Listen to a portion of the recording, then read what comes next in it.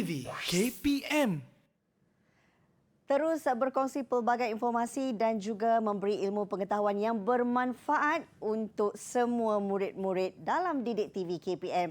Assalamualaikum, salam sejahtera. Apa khabar semua? Yang pastinya hari ini anda bersama saya, Hazrina Kasim. Rasa teruja hari pertama sebenarnya bersiaran langsung untuk sesi 2022 di Didik TV KPM, yang pastinya kami juga nak berikan yang terbaik untuk murid-murid bersama-sama menelaah pelajaran dan juga mengetahui tips-tips penting. Ini kami nak bawakan 1 jam pemerhatian anda sebenarnya untuk memberi fokus kepada calon-calon SPM yang bakal menduduki peperiksaan dalam mata pelajaran Sains Rumah Tangga. Hari ini kita nak tahu apakah antara tips dan juga persediaan yang boleh dilakukan oleh calon-calon SPM. Baiklah, tak nak melengahkan masa lagi, apa kata kalau kita berkenalan terlebih dahulu dengan guru penyampai kita pada hari ini. Apa kata kami kongsikan sedikit profil guru ini. Silakan.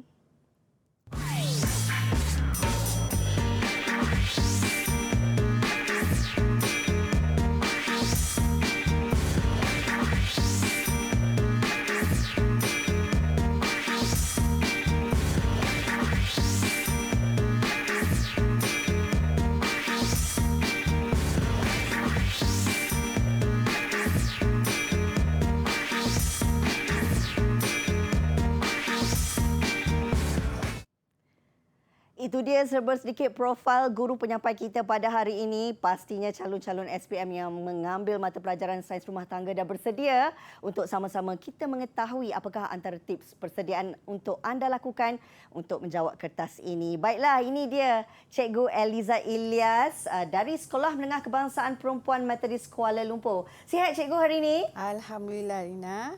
Okey, yang pastinya Cikgu, kita pun dah bersemangat. Saya juga percaya calon-calon SPM sudah pun bersedia nak mengetahui tentang tips ataupun teknik menjawab kertas soalan Sains Rumah Tangga kertas 1. Jadi Cikgu, sebagai permulaannya, pasti Cikgu dapat memberikan sedikit panduan. Apakah yang perlu diketahui oleh calon-calon SPM bagi kertas 1 mata pelajaran Sains Rumah Tangga? Silakan.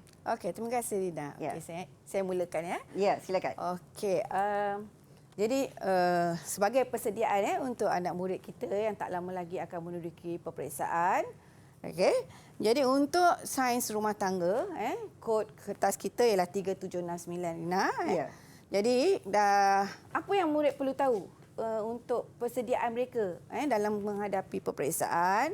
Okey, yang pertama, saya rasa semua murid SRT telah didedahkan pada awal-awal mereka memasuki kelas untuk SRT, iaitu mereka akan didedahkan tentang SRT ini akan ada 2 kertas. Yang pertama kertas 1 yang mengandungi 70 markah, dan kertas 1 inilah yang akan mereka duduki tidak lama lagi. Manakala kertas 2 30 markah iaitu amali. Ya. Jadi pada kertas amali ni semua calon-calon SPM untuk tahun 2021 telah pun melaksanakan tanggungjawab mereka. Dan markah pun telah dihantarlah ke pihak lembaga peperiksaan. Jadi dekat sini sebenarnya mereka dah lalui benda ni dan mereka pun mungkin telah tahu markah mereka melalui guru masing-masing. Okey. So yang kertas 1 ni lah yang menjadi debaran kepada mereka untuk mereka menjawab tak lama lagi. Ya. So okey. Jadi kita terus tumpu kepada kertas kita lah untuk peperiksaan. Jadi kertas 1 yang akan calon-calon duduki, mereka perlu menjawab dalam tempoh 2,5 jam. Dalam tempoh 2,5 jam ini mereka perlu menjawab ada 2 bahagian. Bahagian A yang mana mengandungi 20 soalan. Okey, dan bahagian A ini adalah soalan struktur. Soalan struktur dan mengandungi 50 markah. Manakala bahagian B ialah bahagian esei. Bahagian esei yang hanya mengandungi 4 soalan sahaja, tetapi markahnya 50 markah juga. Jadi untuk menjawab kedua-dua bahagian ini, yang pertama sekali yang perlu saya highlightkan di sini ialah calon perlu menjawab di ruang jawapan yang disediakan. Jangan jawab tempat lain. Sebabnya ruang jawapan telah disediakan. So jawablah di ruang jawapan yang telah disediakan. Bukan jawab di muka surat lain kemudian buat note pula. Sila rujuk. Tak ada. Kita nak tengok jawapan tu di ruang jawapan. Baik. Kemudian yang kedua, apabila sekali lagi saya highlightkan, apabila ada soalan melakar, seboleh mungkin gunalah pensel. Kenapa guna pensel? Tak boleh ke cikgu guna pen? Boleh, tapi bila kita melakar mesti ada yang kita nak padam. So kalau kita pakai pen, kita terpaksa guna liquid paper, nampak tak cantik lah, tak kemas. So kita gunakan pensel, kita boleh padam, kita adjust balik. Ya. Jadi saya cadangkanlah kita gunakan pensel 2B. 2B kenapa? Sebab gelap. Jadi nampak teranglah nanti bila kita nak hantar kertas peperiksaan kita. Itu cadangan. Boleh guna pen. Okey, jadi kedua-dua bahagian ini mereka wajib jawab, mesti jawab. Tidak ada soalan pilihan. Perlu jawab. So, soalan kita. Kemudian satu lagi, ramai murid-murid. Bila dah lah hujung-hujung ni, cikgu, soalan apa keluar? Itu yang selalu budak tanya. Soalan apa keluar? Semuanya berdasarkan kepada buku teks. Yang penting baca, faham, ingat. Baca, fahamkan dan ingat fakta. Semuanya diambil daripada buku teks. Iaitu daripada standard pembelajaran.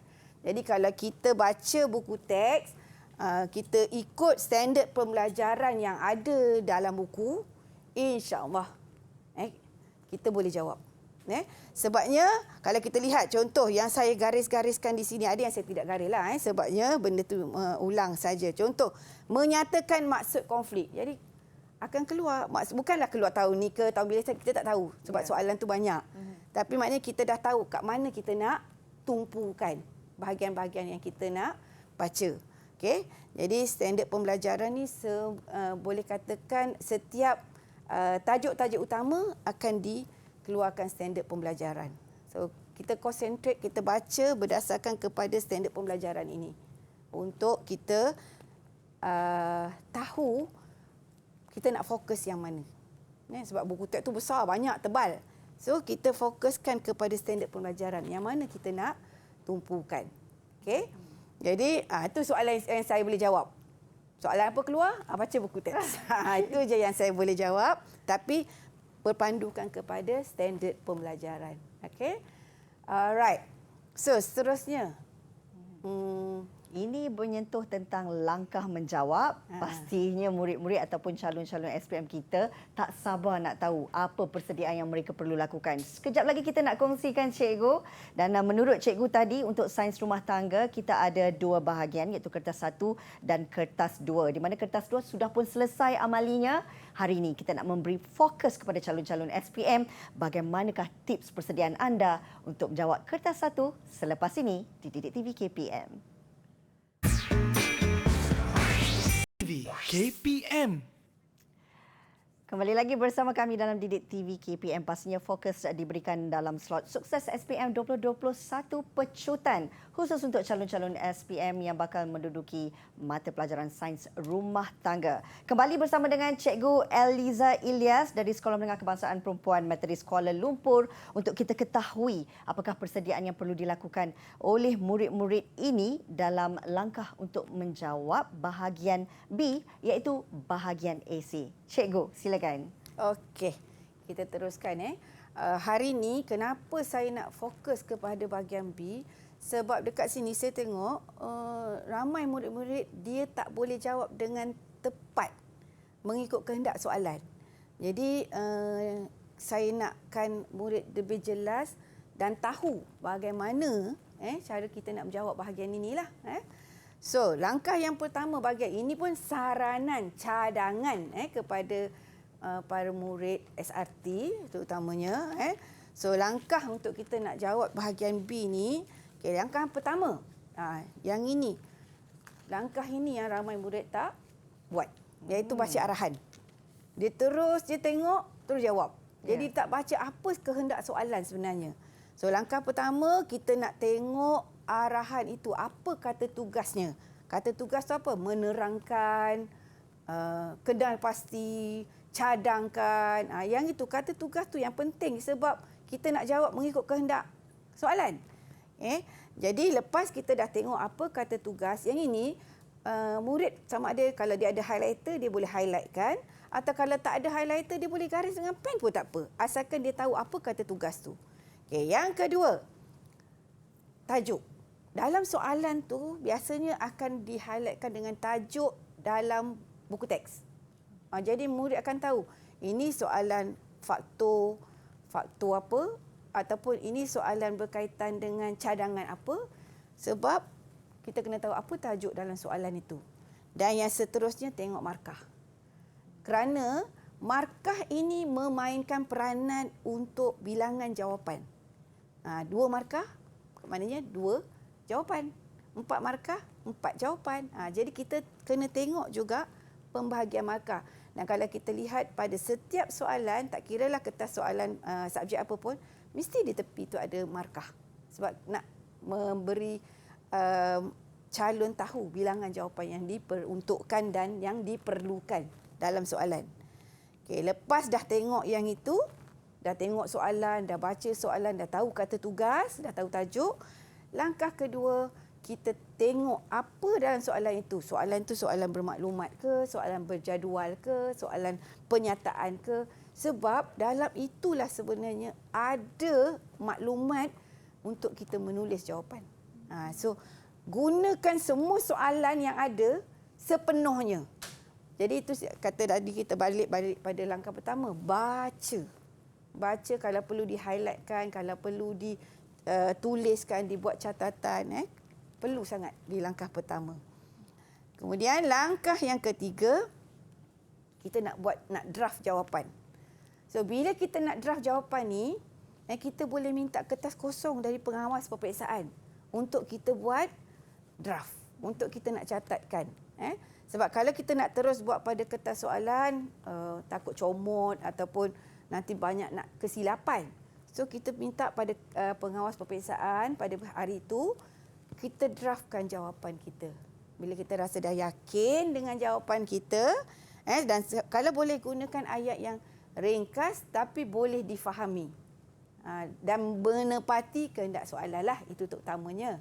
Dan bila kita sudah dah dapat jawapan kita, kita dah yakin jawapan kita betul, barulah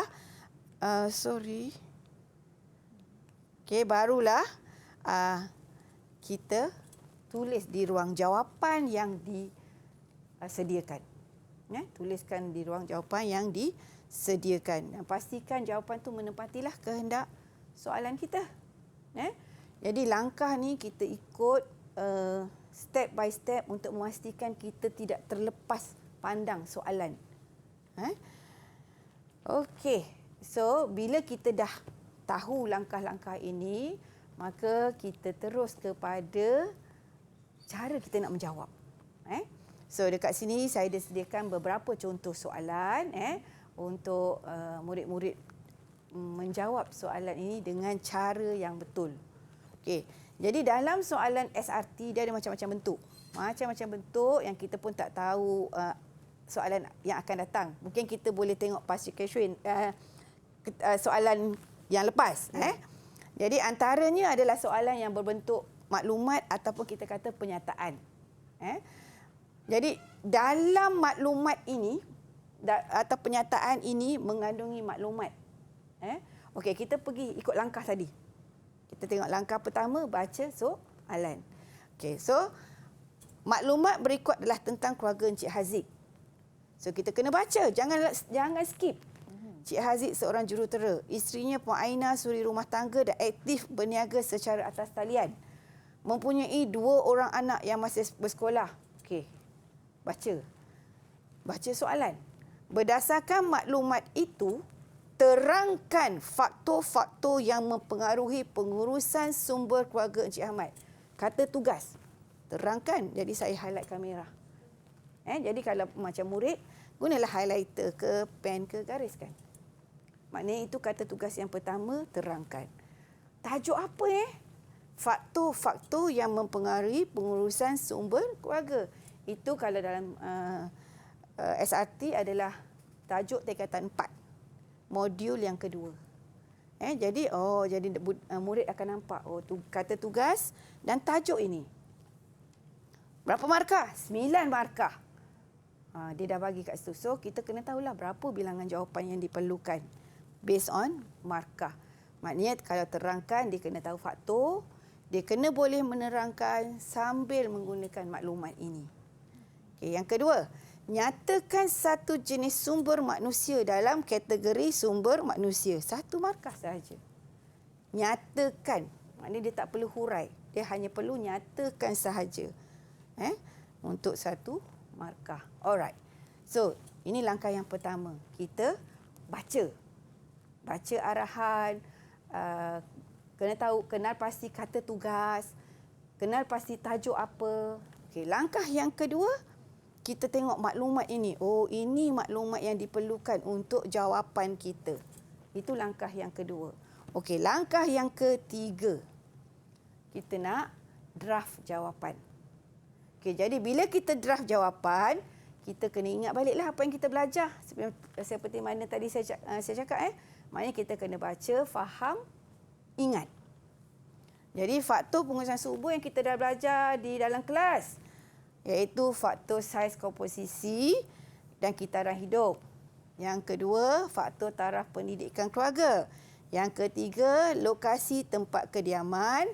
Yang keempat, sikap dan amalan pengurusan. Dan yang kelima, taraf sosioekonomi keluarga. Jadi murid draftkan jawapan. Bila dia draft jawapan, dia dah start nak tulislah berdasarkan kepada maklumat tadi. So, maklumat Encik Haziq seorang jurutera. Kita nak kaitkan apakah faktor yang diminta tentang Encik Haziq seorang jurutera. So, Encik Haziq seorang jurutera ialah berkait dengan taraf pendidikan keluarga. Dan isterinya Puan Aina seorang suri rumah tangga dan aktif berniaga. Penyataan ini berkait dengan faktor mana? So, iaitu taraf sosioekonomi keluarga. Dan maklumat yang ketiga, mempunyai 2 orang anak yang masih bersekolah. So, apa pula faktor yang kita boleh kaitkan? Iaitu saiz, komposisi dan kitaran hidup. Okey, bila murid dah dapat faktor, maka barulah dia menuliskan jawapan. So, kita ambil penyataan tadi, dengan faktor yang kita dah tahu, kita menerangkan secara detail. So, jawapan Encik Haziq seorang jurutera, dia mendapat gaji yang tinggi kerana mempunyai taraf pendidikan keluarga yang tinggi. Oleh itu, dia boleh menguruskan keuangan keluarga dengan baik. Daripada penyataan tadi, faktor yang diingat, dia terangkan. Okey. Itu tentang Encik Haziq tadi. And then tadi pasal keluarga isteri dia. Isteri Puan Aina, isterinya Puan Aina, aktif berniaga atas talian. Dia mempunyai sumber pendapatan tambahan yang boleh membantu Encik Haziq meningkatkan taraf ekonomi keluarga, faktor, dan dapat menguruskan keuangan keluarga dengan baik. Okey, penyataan Puan Aina tadi kita kaitkan dengan faktor dan kita menerangkan secara terperinci berdasarkan kepada soalan. Begitu juga dengan maklumat yang ketiga, iaitu tentang Encik Haziq ada 2 orang anak yang masih bersekolah. So, kita kaitkan faktor tadi. Kita kaitkan faktor tadi dengan penyataan dan kita menerangkan secara detail tentang maklumat ini. Okey, di sini ayat bergantung kepada murid. Asalkan mereka boleh mengaitkan maklumat atau penyataan yang diberikan dalam soalan dengan faktor yang telah mereka belajar di sekolah. Jadi, ini ayat saya lah, ayat contoh yang saya berikan. Jadi, nanti bila peperiksaan mungkin murid akan jawab pelbagai rentak jawapan. Yang penting, dia tahu bagaimana untuk dia menerangkan secara detail soalan yang dikendaki. Okey? Jadi dekat sini kalau kita lihat ada juga yang bertanya, cikgu boleh jawab secara point form tak? cikgu boleh buat dalam jadual tak? Macam-macam soalan. Jadi dalam SRT, dia tidak ada mengatakan mesti, maksudnya apa-apa jawapan pun boleh diterima asalkan soalan, jawapan yang diberikan menepati kehendak soalan. Yang penting kita berbalik pada tadi, kata tugas, menerangkan.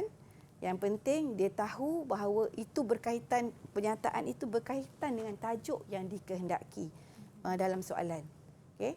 Jadi apa cara bentuk jawapan yang diberikan, diterima. Kita terima. Maksudnya kita tak tahu itu tugas lembaga peperiksaan lah. Tapi pada saya, asalkan murid boleh menjawab dan menepati kehendak soalan, calon tak ada masalah lah kot dengan soalan-soalan yang sebegitu. Okey. Jadi saya rasa inilah cara kalau kata sekiranya soalan itu soalan yang bermaklumat. Okey. Jadi saya rasa kita akan beralih ke tajuk yang seterusnya nanti. Itu dia tadi jelas penerangan Cikgu Eliza berkenaan dengan bahagian B, bahagian esei menyentuh tentang soalan bermaklumat. Kita nak berehat seketika, kembali lagi bersama kami di Didik TV KPM. KPM. Kembali lagi bersama kami dalam Sukses SPM 2021 pecutan khusus untuk calon-calon SPM yang bakal mengambil kertas peperiksaan dalam mata pelajaran Sains Rumah Tangga. Kita nak bersama dengan Cikgu Eliza ketika ini. Cikgu mungkin boleh terangkan kepada calon-calon SPM bagaimana sebenarnya persediaan mereka untuk bahagian B ini bagi soalan bergambar dan juga soalan penilaian. Silakan. Okey, kita sambung lagi Rina. Ya. Okay, tadi kita dah tengok tentang maklumat. Maksudnya dalam kotak tu ada ringkasan-ringkasan maklumat lah. Ya. Tapi kali ini soalan yang berbentuk gambar ataupun kita kata ilusi lah. Jadi kalau soalan ni pula dalam gambar ini ada maklumat yang memerlukan murid berfikir dan memerhatikan apa maklumat yang diperlukan. Okey, yang ini pun sama kita ambil balik langkah yang pertama, baca soalan. Raja menunjukkan ruang kediaman Encik Hassan. Okey. So kita tengok gambar dulu. Ruang kediaman Encik Hassan. Langkah yang pertama lagi, kita nak tengok apa kata tugas dan apa tajuk. Jadi berdasarkan rajah, terangkan, masih terangkan lagi. Maksudnya bila terang tu kita kena ingat faktor yang ada dan kita perlu membuat huraian kepada maklumat yang kita dapat nanti. Faktor-faktor yang mempengaruhi keselesaan ruang tempat kediaman Encik Hassan. Jadi soalan ini dia minta kita menerangkan tajuk faktor keselesaan tempat kediaman. Ini pula soalan tingkatan 4. Modul yang ketiga. Tajuk tempat kediaman. Okey. Jadi dekat sini calon pula atau murid dia kena tengok apa faktor yang mempengaruhi keselesaan tempat kediaman. Kalau kita tengok macam tak ada apa kan. Tetapi apa yang telah dipelajari oleh mereka di dalam kelas, mereka kena kaji gambar ni. Okey. Jadi faktor yang mereka dah belajar iaitu faktor pencahayaan, pengudaraan, lantai dan penutup lantai, susun atur dan kelengkapan, skema warna dan faktor keselamatan. Mereka kena draft apa yang mereka ingat yang telah mereka pelajari dalam kelas. Kemudian barulah mereka perlu tengok balik mana faktor yang ada dekat sini. Mana faktor-faktor yang ada dekat sini. So, faktor yang ada dekat sini kipas. Kipas kita kaitkan dengan pengudaraan. Kalau ada aircon, airconlah pengudaraan. Kemudian faktor pencahayaan, lampu. Okey. Faktor penutup lantai. Penutup lantai, lantai dan penutup lantai. Lantai ni biasa lantai yang dekat rumah kita lah. Lantai marmar ke, terazu ke, simen ke. Penutup lantai sama ada kapet ataupun tikar. Itu kita panggil penutup lantai. Ya. Kemudian susun atau perabot. Yang ada di sinilah yang kita nampak. Yang kita dah belajar dekat dalam kelas ada 6 faktor. Tapi yang ada dalam gambar ni hanya ada 4 faktor saja. Jadi, mulalah kita mendraftkan soal jawapan kita dan kita nak kaitkan dengan rumah Encik Hassan tadi. So, pengudaraan. Pengudaraan yang baik seperti rumah Encik Hassan mempunyai pendingin udara ataupun kipas akan memberi keselesaan. Sebab kita nak selesa kan dalam rumah kita. Bila kita panas, kita boleh buka kipas, kita boleh buka aircon, dia akan beri keselesaan. So, ini huraian dia. Kemudian kita tengok tadi pencahayaan lampu dekat rumah. So, sumber cahaya seperti matahari atau cahaya lampu bertujuan supaya rumah Encik Hassan dapat dilihat dengan jelas atau mengelakkan kemalangan atau memberi suasana yang selesa. Jadi jawapan mana-mana. Okey, cuma dekat sini saya nak ingatkan untuk soalan AC jangan guna short form. Sebab bukan semua orang tahu maksud-maksud short form. Contoh macam inilah, atau kan. Jadi jawablah dengan perkataan yang biasa. Jangan guna short form atau simbol. Jadi kan, yang ini saya tunjukkan yang ini supaya kita cepat untuk saya nak menerangkan. Tapi sebagai murid, tolong jangan guna short form.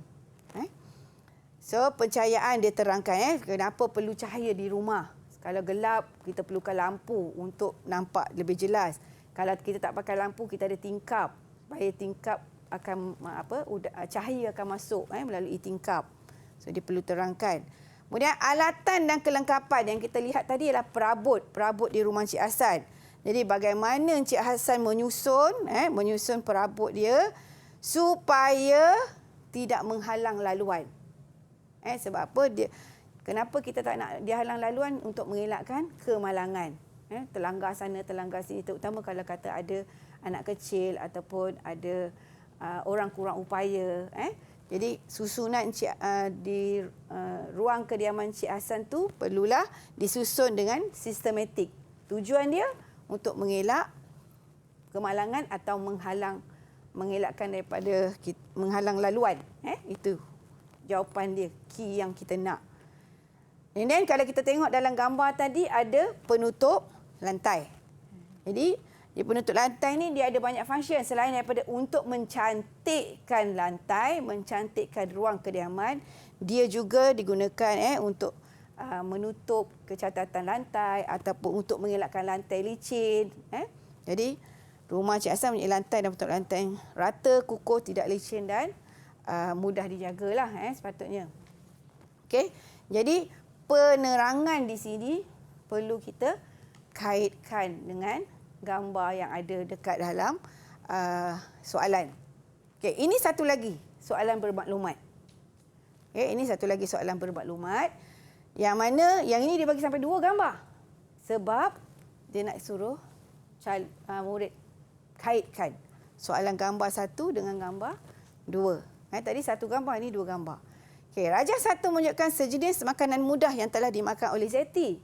Rajah 2 menunjukkan sebahagian dari sistem pencernaan. Jadi apa yang perlu nak tahu dekat sini? So dia kena kaji gambar. So gambar yang pertama ialah gambar potato chip, keropok kentang tanpa lemak. Dalam ini kandungan nutrien yang ada karbohidrat 113 gram, protein 15 gram. Jadi yang di-highlightkan dekat sini kentang tanpa lemak. Maknanya keropok kentang ni tak ada minyak. Kemudian gambar yang kedua ialah sistem pencernaan. X dan Y. So boleh tulis. X ialah duodenum dan Y ialah usus kecil. 2 gambar tu kita kena tengok apakah maklumat-maklumat yang ada dalam gambar ini. Right? Jadi kita tengok soalan. So, soalannya, berdasarkan rajah 1 dan 2, huraikan tindak balas enzim ke atas nutrien makanan mudah itu. Kata tugas, huraikan. Kita kena terangkan detail tentang tindak balas enzim ke atas nutrien makanan mudah di X. Di X tu tadi dekat mana? Dekat duodenum tadi. Okey, 6 markah. Tindak balas enzim di bahagian X iaitu di duodenum. Okey, ini jawapan dia. Yang inilah ini jawapan dia. Jadi bila kita hurai, kita kena ambil balik gambar makanan mudah tadi, karbohidrat ataupun kentang akan dicernakan oleh enzim amilis dan menukarkannya kepada maltosa. Ini yang dikatakan hurai. Dia kena terangkan tentang proses pencernaan yang berlaku di duodenum. Dan kita lihat yang ada tadi karbohidrat dan protein. So, protein di duodenum. Dia akan melalui perut. Dekat perut dia telah melalui proses. Kita tak nak jawapan itu sebab perut. Kita nakkan jawapan di duodenum. So, pepton akan dicernakan oleh enzim trypsin dan menukarkannya kepada polipeptida dan asid amino. So, yang saya highlightkan ini adalah jawapan yang diperlukan untuk huraian bagi tajuk pencernaan. Sebenarnya ini adalah tajuk pencernaan. Jadi bila dikatakan hurai, kita kena huraikan makanan itu, dari mana hasilnya, apa enzimnya. Alright. So Rina, kita beralih kepada soalan yang seterusnya pula tadi. Boleh cikgu. Silakan. Okey. So yang ini tadi kita tak habis lagi penyerapan. Penyerapan di Y. So samalah dia kena terangkan penyerapan glukosa asid amino akan diserap melalui sel epitelium ke kapilari darah dan melalui vena ke hati untuk dikumuhkan. Bila hurai maknanya dia kena cerita perjalanan itu sampai akhir. Tadi tentang pencernaan. So sekarang ni kita beralih kepada soalan penilaian. Dalam soalan penilaian, biasanya dia akan beri dua gambar. Kenapa dikata penilaian? Iaitu kita menilai. Menilai untuk kedua-dua gambar ini. Apa yang ada perbezaan dan persamaan terhadap soalan ini. Kita lihat. Raja Enam menunjukkan dua lakaran style dihasilkan oleh Farah ke majlis perkahwinan kakaknya. So, Farah dihasilkan style. So, Farah seorang remaja bertubuh tinggi dan langsing. Dia ada kaitan. Jadi, Farah ni, tubuh dia tinggi langsing. So, ada dua style pakaian. Maknanya dekat sini, dia minta kenal pasti, kata tugas, kesan ciri style pakaian itu kepada Farah. Maknanya pakaian A atau pakaian B yang sesuai untuk Farah. So that's why dia kena membuat penilaian. And then daripada penilaian itu dia kena tentukan lakaran mana yang sesuai untuk Farah. Dan soalan ketiga, cadangkan dua warna yang sesuai untuk pakaian pilihan Farah. Maknanya kat sini dia minta cadangan. Kata tugas berbeza. Kenal pasti, tentukan, cadangkan. Jadi, jawapan tu berbeza-beza. So, bila dikatakan kenal pasti, membuat kita buat penilaian, kita bandingkan. Dan apabila kita membuat perbandingan, bandingkan ciri yang sama. Benda yang sama. Macam ni, contohnya garis leher. So, sama. Garis leher. Apa perbezaannya? Pada garis leher pakai lakaran A dengan lakaran B. Kemudian yang kedua, lengan. Perbezaan lengan. Ini lengan padanan rata, ini lengan gelembung. Kemudian, ini, style ini. Ini kita panggil princess line ataupun garis puteri. Yang ini pula ialah isu atau kedut lepas. So, ciri perbezaan ini kita boleh bandingkan dalam beberapa aspek lah. Tapi, kenapa tidak warna? Kenapa tidak hiasan? Sebab warna dia tidak nyatakan dekat sini. Kita tak nampak pewarna. Jadi, apabila kita memberi jawapan, kita kena beri justifikasi juga. Sebab, bila soalan kenal pasti, kita kena bagi reason. Contoh yang inilah tadi. Garisan puteri pakai A tidak sesuai kerana memberi kesan lebih langsing. Kedut lepas di pinggang pakaian B sesuai kerana memberi kesan sedikit rendah dan lebar. Apabila kita membuat penilaian, kita kena bagi reason juga. Kita cuma tak boleh kata, sesuai, tak sesuai. Tak ada reason. So, bila soalan penilaian, kita mesti memberi kesan, reason dia. Lengan padanan rata tidak menampakkan lengannya berisi. Lengan gelembung akan nampak lengannya lebih berisi. Sebab lengan itu kembang kan. So, kita nampak tangan tu besar sikit. Garis leher bentuk bulat akan menampakkan lehernya pendek sedikit. Sama. Yang ini jawapan dia sama sebab kita tengok tadi sama. Jadi itu saya kata tadi. Bila penilaian ada perkara yang sama, ada perkara yang berbeza, tak apa. Yang penting calon tahu kenapa reason dia. Jadi Soalan yang kedua dia tanya pakaian yang mana. So berdasarkan kepada yang ini kita tengok yang mana yang sesuai. So jawapan dia pakaian B dan cadangan warna merah, hijau terang, boleh yang sesuai untuk bentuk badan tinggi dan langsing. Jadi dekat sini tajuk ni bukan semestinya pakaian, dia boleh apa sahaja tajuk dalam sains rumah tangga. Yang penting ialah bila soalan penilaian kita kena membandingkan kedua-duanya. Okey. Yang kedua, apabila kita membandingkan, kita kena beri justifikasi ataupun sebab-sebabnya. Okey, Rina? Okey sangat cikgu, jelas, faham. Okey, itu cara yang satu. Ada lagi satu cara cikgu yang boleh cikgu terangkan?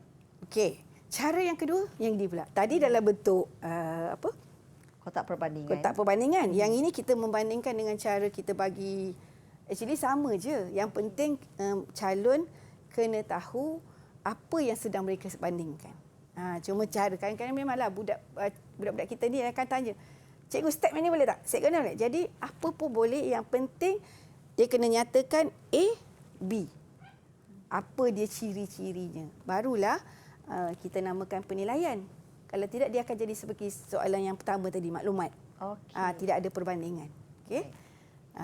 Okey, terima kasih Cikgu Eliza untuk penerangan bahagian B bagi soalan bergambar dan soalan penilaian. Kita akan berehat seketika. Kembali lagi bersama kami dalam Didik TV KPM. KPM. Terima kasih kerana bersama kami dalam Sukses SPM 2021 Pecutan, dan pastinya kita nak bawakan pemerhatian calon-calon SPM yang mengambil kertas 1 bagi mata pelajaran Sains Rumah Tangga. Nak kembali bersama dengan Cikgu Eliza. Cikgu mungkin boleh terangkan kepada calon-calon SPM bagi bahagian B, apakah persediaan yang perlu mereka lakukan untuk menjawab bahagian B ini bagi soalan bentuk melakar. Silakan.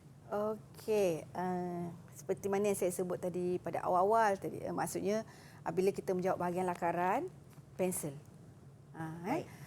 Okey, jadi dekat sini kita tengok pada soalan. Apa pun dalam perbincangan kita lebih kita rujuk pada soalan supaya murid lebih jelas, kan?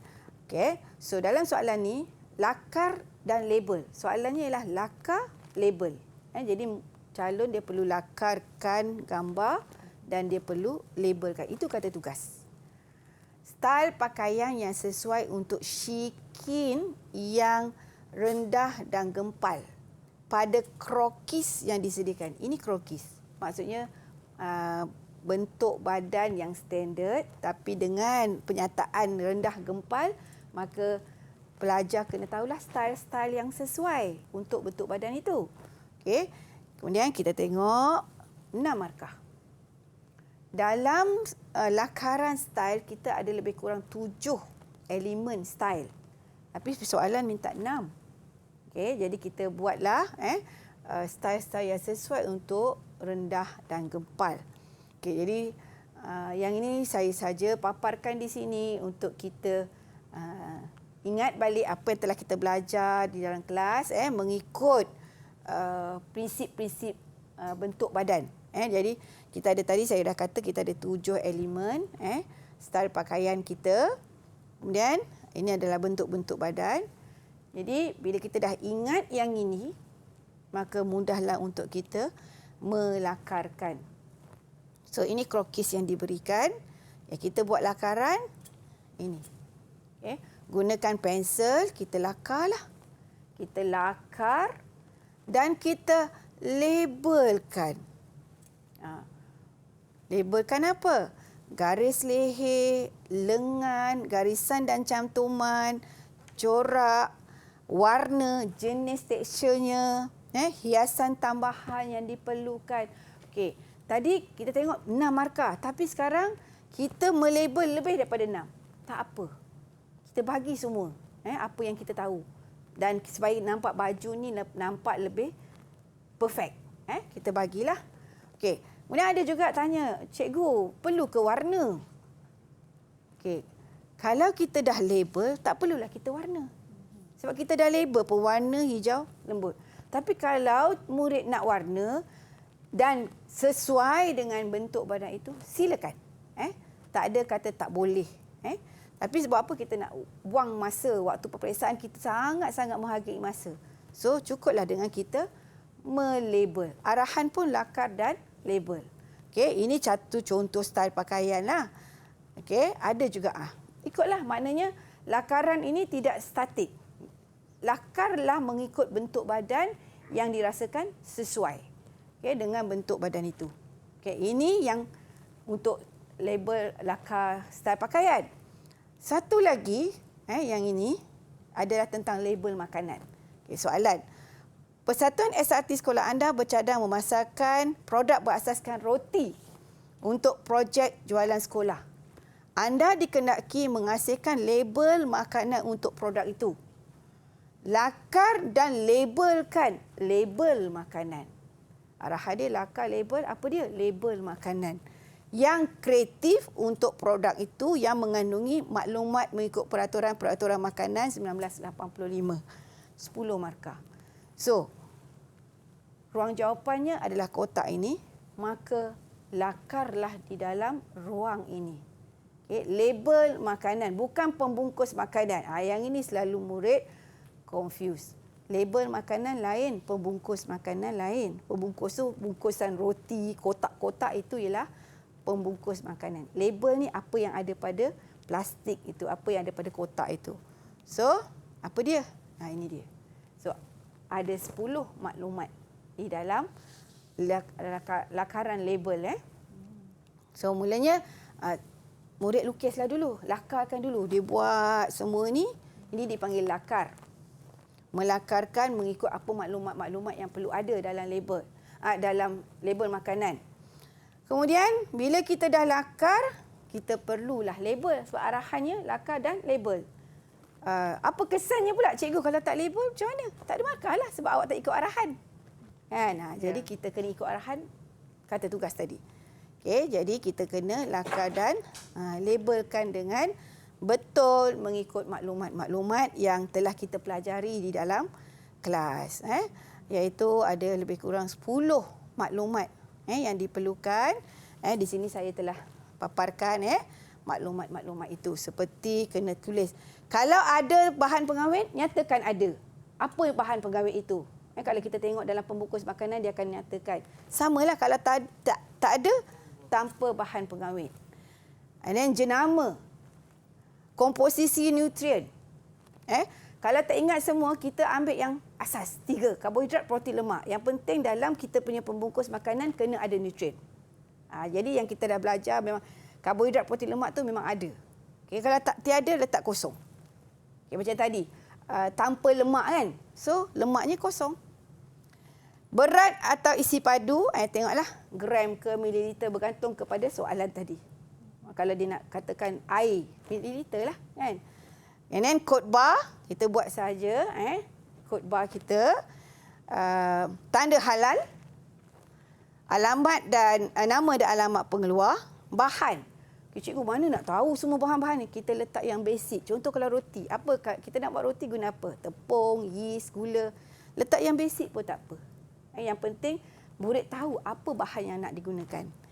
Lakaran kreatif ni terpulang. Ini saya punya kreatif. Mungkin ada murid lebih kreatif. Ikutlah Yang tari luput bila. Cikgu mesti tahu ni ke? Tidak semestinya. Asalkan murid tahu ada tari luput untuk makanan. Jadi inilah lakaran yang perlu sekiranya dalam soalan minta lakar dan label. Cikgu kena warna. Sama juga. Tak payah buang masa warna. Nak warna boleh. Nak bagi nampak cantik.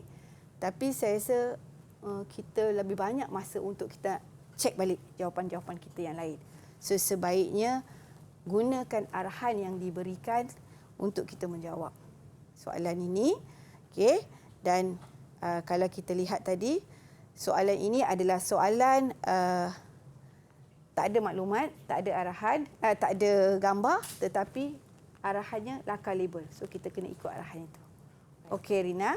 Okey, cikgu. Jelas dan faham berkenaan dengan kertas 1 untuk mata pelajaran sains rumah tangga ini. Sebelum kita nak berakhir, sedikit rumusan daripada Cikgu Eliza untuk murid-murid. Silakan. Okey, sebagai rumusan dan persediaan terakhir untuk murid-murid SPM 2021, yang pertama sekali baca soalan. Yang kedua, faham soalan. Yang ketiga, jawab mengikut kehendak soalan. Dan yang keempat, sekarang ni masa untuk banyak buat latih to be.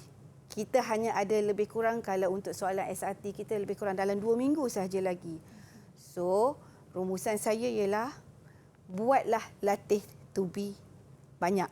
Kalau nak baca dah rasanya mungkin sempat bagi mereka yang pandai mengatur masa, tetapi bagi yang tak sempat, perbanyakkan latih to be. Itu pesanan saya lah untuk calon-calon SPM 2021. Terima kasih Cikgu Eliza Ilyas dari Sekolah Menengah Kebangsaan Perempuan Methodist Kuala Lumpur. Perkongsian yang sangat-sangat menarik hari ini khusus untuk calon-calon SPM 2021. Mudah-mudahan memberi manfaat kepada semua dan mudah-mudahan anda dapat menjawab dengan baik dan mendapat skor A. Itu saja yang kami akan bawakan. Kami dah bawakan kepada anda berkenaan dengan mata pelajaran Sains Rumah Tangga dalam Sukses SPM 2021 Pecutan. Bersama saya Hazrina Kasim. Jumpa lagi. Assalamualaikum. Bye.